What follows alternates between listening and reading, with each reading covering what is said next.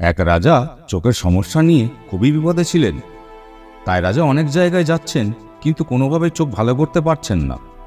পরে সে রাজা সন্ধান পেলেন তার রাজ্যের বনে এক সন্ন্যাসী থাকেন, যে সন্ন্যাসী সব ঠিক করে দিতে পারে।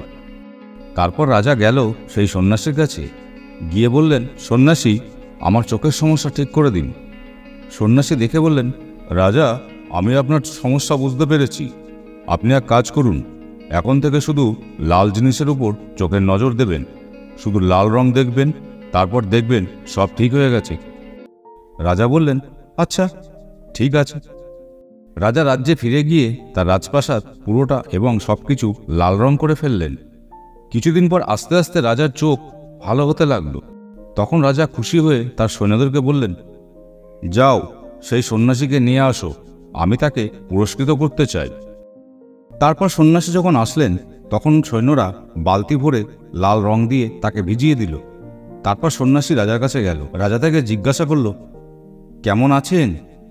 তখন সে সন্ন্যাসী বললেন, দেখতেই তো পাচ্ছেন।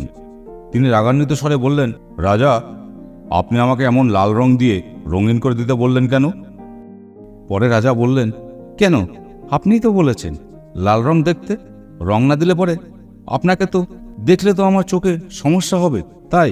তখন সন্ন্যাসী বললেন, রাজা, আপনি তো একটা লাল চশমা পরলেই পারতেন। তখন রাজা বললেন, আরে সত্যিই তো।